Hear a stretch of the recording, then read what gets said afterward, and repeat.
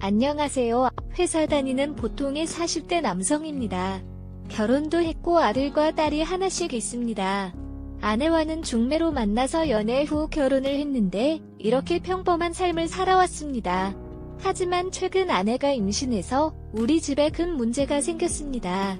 둘째 아이가 이미 3살이 되었기 때문에 셋째를 둘 수 없을 것 같아서 아내와 합의해서 남자 정관 수술을 받았습니다. 둘째 아이가 이미 3살이 되었기 때문에 셋째를 둘 수 없을 것 같아서 아내와 합의해서 남자 정관 수술을 받았습니다.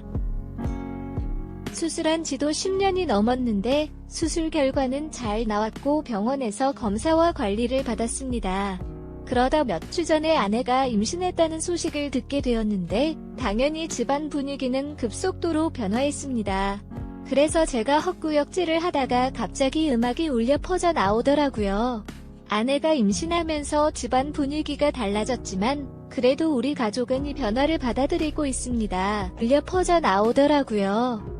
아내가 임신하면서 집안 분위기가 달라졌지만 그래도 우리 가족은 이 변화를 받아들이고 있습니다.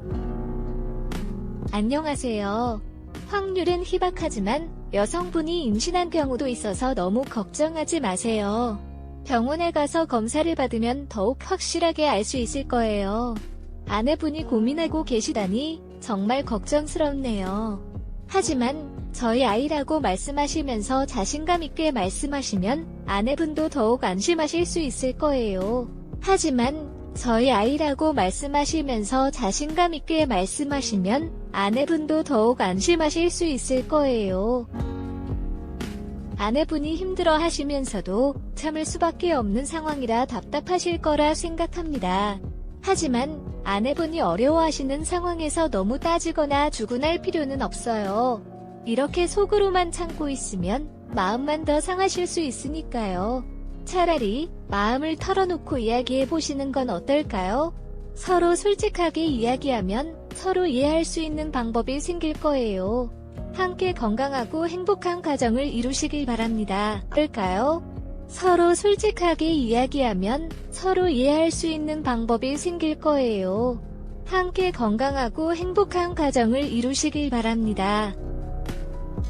답답한 마음에 아내의 핸드폰 카드 내역, 자동차 블랙박스 및 내비게이션 등을 확인해봤지만 이상해 보이는 것들은 없었습니다. 그렇게 하얀데 시간만 보내서는 안 될 것 같아서 그냥 제가 낳아서 잘 키우자고 아내한테 말을 했습니다. 다만 제 정자 검사도 아이가 태어나도 친자 검사도 하고 싶지 않았습니다. 너무나 답답하고 궁금합니다. 다만 제 정자 검사도 아이가 태어나도 친자 검사도 하고 싶지 않았습니다. 너무나 답답하고 궁금합니다. 하지만 만약 제 아이가 아니라고 알게 된다면 저는 정말 잘 키울 자신도 아내에게 그 전처럼 대해줄 자신도 없었기에 그냥 제가 아이라고 생각하기로 마음을 먹었습니다. 제가 이런 힘든 결정을 내리고 아내에게 말을 해주었을 때 아내는 제 결정을 받아들일 줄 알았는데 못 나갔다고 하더군요. 그러면서 만나는 남자가 있다고 사실대로 이야기를 했습니다.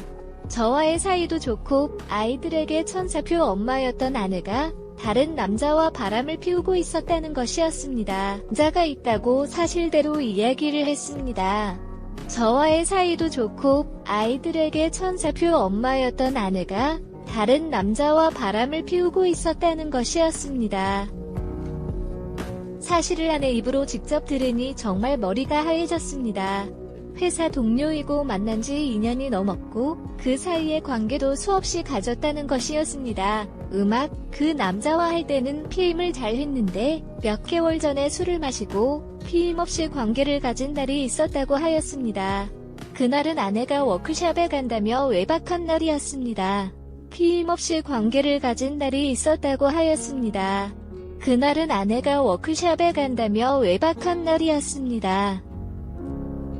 아내가 임신을 했다는 소리를 들었을 때부터 아내에게 다른 남자가 있을 수도 있다는 생각을 해서 그런지 생각보다 많이 지나지 않아서 마음은 담담해졌습니다.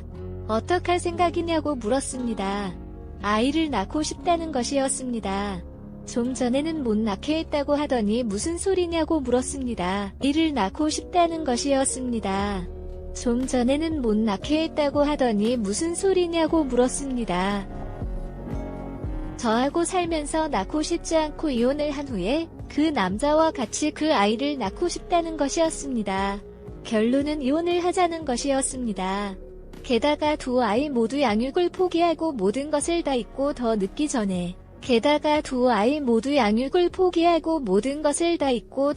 전에 다시 인생을 살고 싶다는 것이었습니다.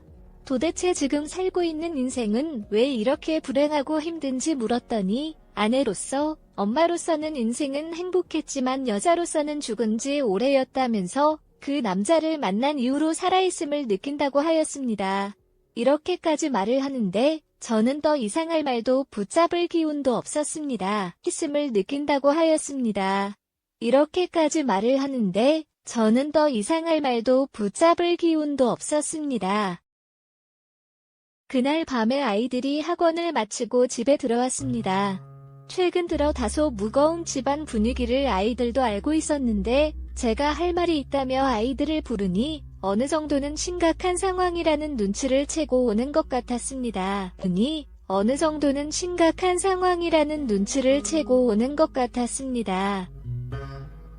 아이들이 오기 전까지 엄마의 외도와 임신 사실을 숨기고 이혼을 한다고 말을 하는 것이 맞을지, 모든 사실을 알려주고 이혼을 한다고 말을 하는 것이 맞을지 오만 가지 생각이 다 들었습니다. 중고등학생들이라 어느 정도 알아듣고 이해할 수 있을 거라는 생각도 했습니다. 중고등학생들이라 어느 정도 알아듣고 이해할 수 있을 거라는 생각도 했습니다. 나는 학업에 대해 매우 예민하고 스트레스 받아서 불필요한 문제를 일으킬까봐 걱정되었다. 내 아내에게 물어보았지만 그녀는 내가 무엇을 하든 상관없다고 말하며 내가 스스로 처리하라고 했다. 우리 자녀들이기는 하지만 그녀의 말투로 보면 다른 사람의 자녀처럼 느껴졌고 그 순간 그녀를 때리고 싶었다.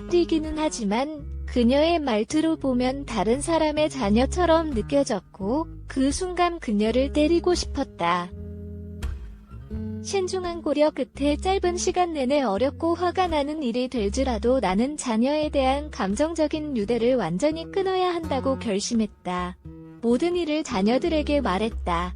내가 자신의 삶과 행복을 찾기 위해 떠나야 한다고 말할 때 그들과 그들의 어머니를 뒤로 한 채 떠나도 괜찮다는 것에 대한 깊은 충격을 받았다. 고등학교에 다니는 아들은 그냥 방으로 갔고 내가 무엇을 해도 좋다고 했다. 반면 중학교에 다니는 딸은 난처한 일을 하지 말라며 나와 함께 있으며 그런 감정을 느끼지 말라고 말했다. 그냥 방으로 갔고 내가 무엇을 해도 좋다고 했다. 반면 중학교에 다니는 딸은 난처한 일을 하지 말라며 나와 함께 있으며 그런 감정을 느끼지 말라고 말했다. 나를 엄마라고 불렀던 여자가 울면서 도움을 청했지만 사과도 없이 옷과 물건을 싸들고 침실로 들어갔다. 얼마 후 그녀는 돈 이야기를 시작하고 나갔다. 그때부터 가끔 연락을 하지만 이혼 이야기만 하고 아이들은 안부를 물어보지 않았다. 내가 아이들에게 그녀와 연락을 했는지 물어봤을 때 그들은 그녀가 전화를 받지 않거나 만나러 오지 않았다고 말했다. 내가 아이들에게 그녀와 연락을 했는지 물어봤을 때 그들은 그녀가 전화를 받지 않거나 만나러 오지 않았다고 말했다. 내 아들은 영향을 받지 않은 것 같았거나 괜찮은 척하는 것일 수도 있지만 내 딸은 매우 화가 났다. 나는 그녀가 좋아하는 옷과 물건을 사는 것이 문제를 해결하지 못한다고 위로하며 잠시 동안 그녀에게 신경을 썼다. 그녀는 여전히 때때로 힘들어하지만 잘 버티고 있다. 우리는 현재 이혼 절차를 진행 중이며 매우 어렵다. 그녀는 엄마에게 버려진 적의 감정을 남겨두고 떠나고 있다. 우리는 현재 이혼 절차를 진행 중이며 매우 어렵다. 그녀는 엄마에게 버려진 적의 감정을 남겨두고 떠나고 있다. 저는 최대한 냉철하게 처리하고자 합니다. 재산 분할이나 위자료에 대해서도 용서나 양보 없이 다 받을 예정입니다. 마지막으로 돈 때문에 부모님끼리 다투는 아이들의 모습이 더 상처스러울까 걱정됩니다. 하지만 지금은 과거 감정에 젖어서 정신이 팔려있을 뿐입니다. 제가 처리를 잘 못한다면 나중에 후회할 것 같습니다. 과거 감정에 젖어서 정신이 팔려있을 뿐입니다. 제가 처리를 잘 못한다면 나중에 후회할 것 같습니다. 오히려 이런 상황에서 아이들에게 더 큰 상처를 줄 수도 있다는 생각이 듭니다. 평범하게 살다가 아이들이 시집이나 장가를 보내고 노년을 맞이하면서 함께 늙어갈 계획이었는데 지금은 52살이 되어 아내와의 이혼과 재산 문제로 싸우고 있다는 사실이 여전히 꿈만 같아서 실감이 나지 않습니다. 아내와의 이혼과 재산 문제로 싸우고 있다는 사실이 여전히 꿈만 같아서 실감이 나지 않습니다. 하지만 아무리 자고 일어나도 상황은 변하지 않을 것 같습니다. 저희 가족이 새로운 시작을 하기 위해 현재 거주 중인 집을 팔고 다른 곳으로 이사를 갈 것을 고려하고 있습니다. 집을 팔고 다른 곳으로 이사를 갈 것을 고려하고 있습니다. 저는 인생에서 복이 없어서 이렇게 되었다고 생각하며 열심히 살아가고 있습니다. 하지만 아이들이 받을 이혼 가정 집안이라는 사회적인 편견과 아직은 엄마 손이 필요한 아이들이라 아빠 혼자서 챙겨줘야 하는 것이 너무 미안합니다. 손이 필요한 아이들이라 아빠 혼자서 챙겨줘야 하는 것이 너무 미안합니다. 나름 많은 고민과 생각을 하면서 최선을 다하고 있지만 잘하고 있는 건지 모르겠습니다.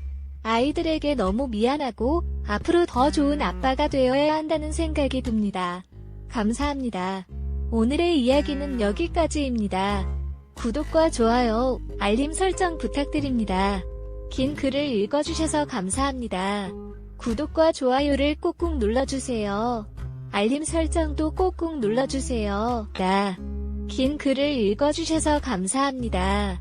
구독과 좋아요를 꾹꾹 눌러주세요.